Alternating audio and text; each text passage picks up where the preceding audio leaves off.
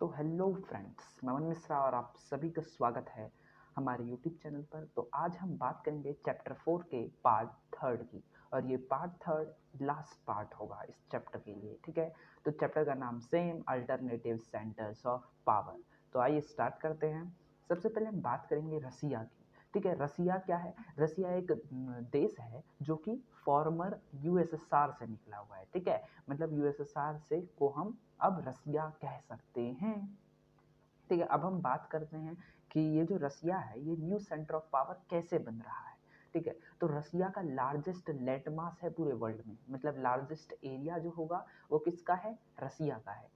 इसके पास plenty of natural resources हैं, जैसे कि ऑयल और गैस रिजर्व्स। ठीक है, कुछ मतलब सबसे ज़्यादा ऑयल और गैस जो मिलती है ना, वो रसिया से हमें मिलती है। इसका जो न्यूक्लियर वेपन है, ये न्यूक्लियर वेपन स्टेट है, और इसकी बहुत स्ट्रॉन्ग जीडीपी है। इसका मतलब क्या है कि इसमें जो ये मिलिट्री अफेयर्स में अच्छा है। ठीक है, इसमें नेचुरल रिसोर्सेज बहुत ज़्यादा अच्छे हैं और इकोनॉमिक रिसोर्स अच्छा है, क्योंकि इसकी जीडीपी अच्छी है। इसकी ऑफिशियल लैंग्वेज रसिया की रसियन है। ठीक है, इसकी करेंसी रूबल है, और पॉपुलेशन जो है वो अबाउट 14.45 करोड़ है, जो कि यहाँ से मैंने गूगल से ली है। ठीक है, तो आप देख सकते हैं, क्योंकि पॉपुलेशन स्टेबल तो रहती नहीं कभी। अब it has the world second most powerful military, world की सेकंड मोस्ट पावरफुल मिलिट्री इस रसिया के पास है। और नंबर वन किसकी है? जैसा कि हम सबको पता है, नंबर वन है हमारा यूएस। और इस ये भी एक परमानेंट मेंबर है यूएनएससी का। यूएनएससी मतलब यूनाइटेड नेशंस सिक्योरिटी काउंसिल। ठीक है, उसका ये परमानेंट मेंबर है। अब रसिया जो है वो लार्जेस्ट पार्ट है किसका? फॉर्मर सोवियत यूनियन का या यूएसएसआर का, जो कि हम पहले भी बात कर चुके हैं। और डिसइंटीग्रेशन से पहले भी ये यूएसएसआर का सबसे बड़ा पार्ट था, और अब पूरे वर्ल्ड का सबसे बड़ा कंट्री है। ठीक है, डिसइंटीग्रेशन के बाद क्या हुआ कि रसिया जो है वो स्ट्रॉन्ग सक्सेसर बन गया है। सक्सेसर का मतलब उसके बाद आने वाली जो जनरेशन होती है, मतलब कोई पहले आदमी होता है, उसके बाद आने वाली जो सक्सेसर या जनरेशन होती है, हम उसको सक्सेसर कहते हैं। ठीक है, तो यूएसएसआर का सक्सेसर हम रसिया को मानते हैं। अब रसिया की जो जीडीपी है वो करंटली 11th है वर्ल्ड में। जीडीपी आप याद रखिएगा, जीडीपी से मतलब होता है ग्रॉस डोमेस्टिक प्रोडक्ट, मतलब जितना आपके यहाँ प्रोड्यूस होता है उसकी वैल्यू कितनी है, ये जीडीपी बताती है। ठीक है, अब इंडिया और रसिया के रिलेशंस के बारे में हम बात करते हैं कि कैसे रिलेशंस हैं, अच्छे या बुरे। जैसा कि हम सेकेंड चैप्टर में पढ़ चुके हैं कि यूएसएसआर के साथ रिलेशन क्या थे, अब हम पढ़ते हैं कि रसिया के साथ क्या थे। ठीक है, तो है मतलब इंडिया और रसिया जो है वो पार्टनर्स हैं 5 एरियाज में। वो 5 एरियाज हैं: international politics, defence, civil nuclear energy, anti terrorism cooperation और स्पेस एक्सप्लोरेशन। आप स्पेस एक्सप्लोरेशन और डिफेंस में ये बहुत ज़्यादा साथ है, और ये नॉर्मल आप देखेंगे तो इंडिया के जितने भी प्रोजेक्ट्स हैं उनमें सबसे ज़्यादा हेल्प स्पेस में रसिया करता है। ठीक है, और ये 5 ऐसे एरियाज हैं जिनमें ये दोनों पार्टनर्स हैं। अब हम पूछेंगे क्वेश्चन, या पूछा जा सकता है क्वेश्चन, कि रिलेशन जो रसिया के साथ हैं वो भारत के लिए क्यों बेनिफिशियल है, मतलब भारतीय लोग रसिया के साथ क्यों रखें?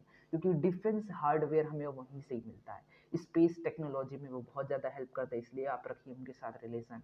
न्यूक्लियर एनर्जी में हमारी मदद करेंगे वो, और इंटेलिजेंस की इंफॉर्मेशन वो हमको देते हैं। इंटेलिजेंस से मतलब है एआई। ठीक है, आर्टिफिशियल इंटेलिजेंस, जो भी हम कंप्यूटर पढ़ रहे हैं या मशीन्स पढ़ रहे हैं, उसकी जो नॉलेज है उसको इंटेलिजेंस इंफॉर्मेशन कहा जाता है। अब स्टील प्लांट्स में वो बहुत ज़्यादा हेल्प करते हैं हमारी, जैसे कि हमारा भिलाई स्टील प्लांट है, जो कि इंडिया का one of the most important और बिगेस्ट स्टील प्लांट में से है, वो इन्हीं की हेल्प से बना है। हैवी इलेक्ट्रिकल अप्लायंसेस में यूज़ करते हैं। ठीक है, और ये बहुत सारी मिसाइल्स हैं या बहुत सारे हमारे पास सिस्टम्स हैं जो कि हम रसिया से हमने खरीदे हैं, जैसे कि S-400 air defence missile system. ठीक है, ये हमने रसिया से खरीदा है। और 1971 फ्रेंडशिप की ट्रीटी आप कैसे भूल सकते हैं, जब इंडिया जो है वो यूएस से, मतलब यूएस इंडिया को डराने लग गया था, तब ये यूएसएसआर के पास गया था और 20 ईयर्स की इसने ट्रीटी करी थी। ठीक है, वहीं से मानी जाती है कि इन दोनों की शुरुआत एकदम अच्छी हुई थी।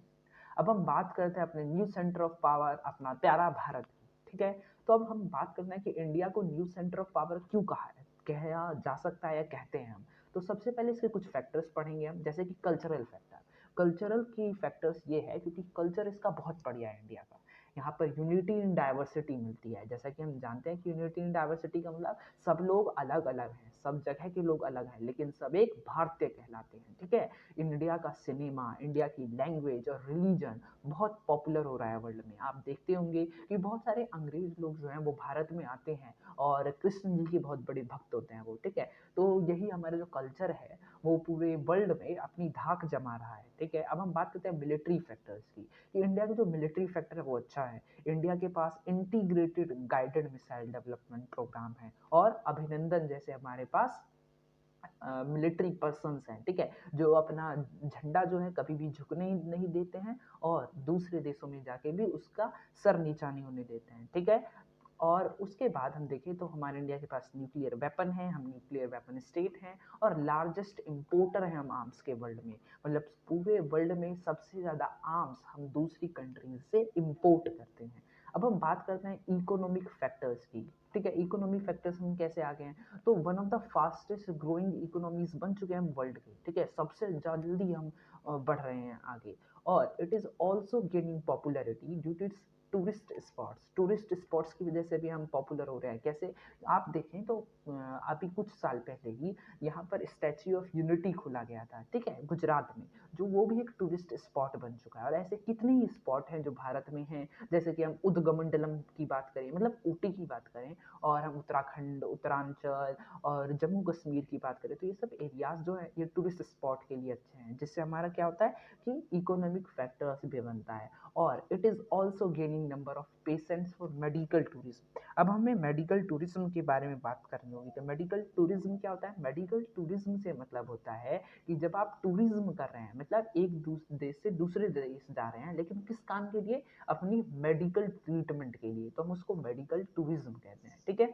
अब इंडिया जो है वो मेडिकल टूरिज्म में भी अपना परचम हासिल कर रहा है। अब बात करते हैं पॉलिटिकल फैक्टर्स की। ये पॉलिटिकल फैक्टर्स कौन कौन से होता है, ये डेमोक्रेटिक रिपब्लिक है, ठीक है, डेमोक्रेटिक भी है और रिपब्लिक भी है। डेमोक्रेटिक में हम पीएम को चुनते हैं और रिपब्लिक में हम किसको चुनते हैं, हम प्रेसिडेंट को चुनते हैं, ठीक है। और ये एक इम्पोर्टेंट रोल निभाता है भारत हमारा इंटरनेशनल पॉलिटिक्स में। जैसे कि आप आज भी देख रहे होंगे कि किसी भी देश के बीच में लड़ाई होती है तो नॉर्मली आप सुनते हैं कि भारत कोई ना कोई प्रतिक्रिया करता ही रहता है, ठीक है। तो इंटरनेशनल पॉलिटिक्स में बहुत बड़ा रोल प्ले करता है और ये सपोर्ट करता है मल्टीपोलैरिटी को। ये मल्टीपोलर वर्ड तो भाई साहब कितनी बार सुन के आ गए हैं, ठीक है।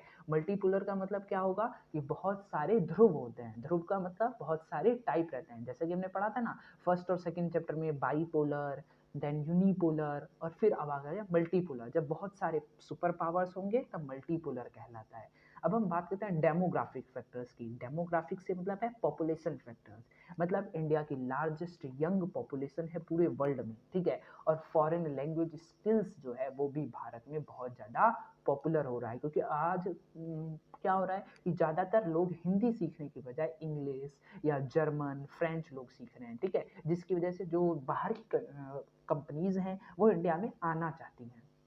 अब हम बात करते हैं इजराइल की, ठीक है। इजराइल ने जो है बहुत ज़्यादा इंपॉर्टेंट है, ठीक है, और ये नया एडेड टॉपिक है, तो इसमें से जरूर एक क्वेश्चन आएगा। तो पहले देख लेते हैं, इसकी कैपिटल जेरूसलम, इसकी ऑफिशियल लैंग्वेज हिब्रू, इसकी करेंसी न्यू शेकेल, इसकी पार्लियामेंट, ये पार्लियामेंट्री डेमोक्रेसी कंट्री है, और इसके पीएम है बेंजामिन नेतन्याहू, और उसके प्रेसिडेंट हैं रियूवेन रिवेन, ठीक है। बेंजामिन नेतन्याहू जो हैं वो बहुत बड़े पीएम हैं, मतलब बहुत इंपॉर्टेंट पीएम है इसराइल के लिए, और रेगुलर ये भारत में आते रहते हैं और उनकी चर्चा मोदी की दोस्ती के साथ होती रहती है।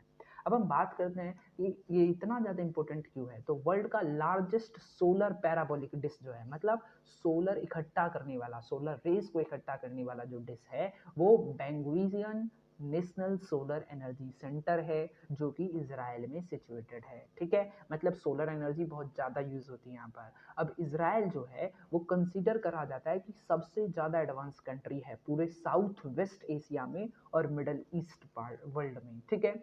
अब इंडिया जो है वो लार्जेस्ट बायर है इजरायली मिलिट्री इक्विपमेंट का, मतलब इजराइल में जो भी मिलिट्री इक्विपमेंट होता है वो सबसे ज़्यादा हमारा इंडिया खरीदता है। और इजराइल जो है वो सेकंड लार्जेस्ट डिफेंस सप्लायर है इंडिया के लिए। और इंडिया जिन जिन से खरीदता है उसमें सेकंड लार्जेस्ट जो सप्लायर है वो इजराइल है। ठीक है, तो इंडिया जो है वो 10th लार्जेस्ट ट्रेड पार्टनर है इजराइल का, इसीलिए दोनों की दोस्ती अच्छी बनती है। अब इंडिया इजराइल प्रोजेक्ट्स के बारे में बात करते हैं जो दोनों ने साथ काम करा।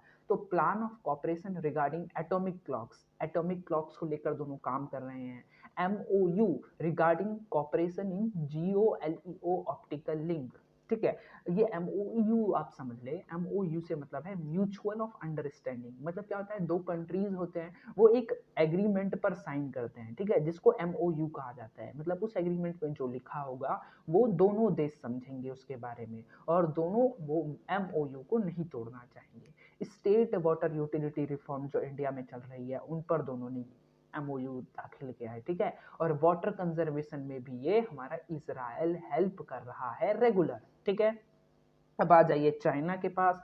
अब चाइना तो आप जानते हैं, चाइना सुन के मुझे गुस्सा आने लग गया है, क्योंकि चाइना और चाइना के लोग दोनों ही बड़े बुरे हैं। ठीक है, क्योंकि चाइना जो है कि हमेशा हमारे पीठ पे छुरा भोंकता हुआ है और आज भी भोंक रहा है लगातार लगातार। ठीक है, अब इसका लैंड एरिया जो है वो 3rd लार्जेस्ट है वर्ल्ड में। ठीक है, इसकी ऑफिशियल लैंग्वेज मैंडरिन है। मैंडरिन एक लैंग्वेज है जो चाइनीज लोग बोलते हैं। अब इसकी करेंसी दो है, युआन और रेनमिनबी।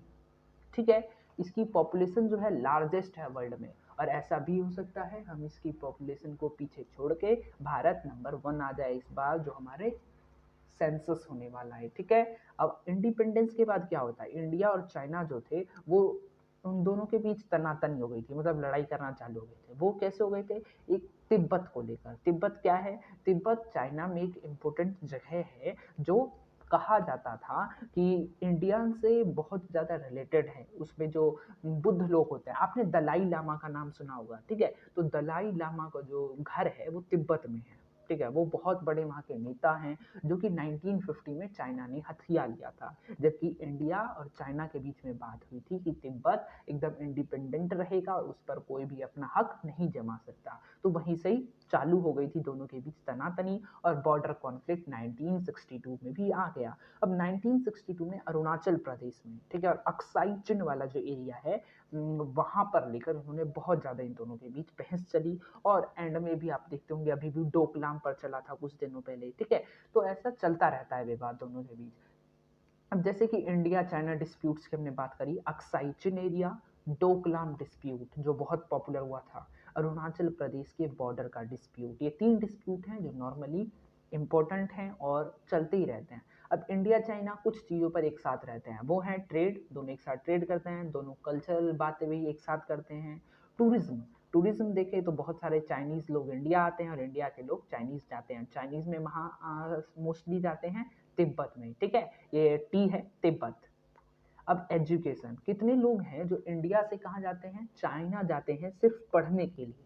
ठीक है, और कितने लोग चाइनीज हैं जो इंडिया आते हैं मेडिकल टूरिज्म के लिए भी आते हैं और एजुकेशन के लिए भी आते हैं। अगर आपको वीडियो पसंद आई हो तो लाइक, शेयर और सब्सक्राइब करना ना भूलें। Thank you so much.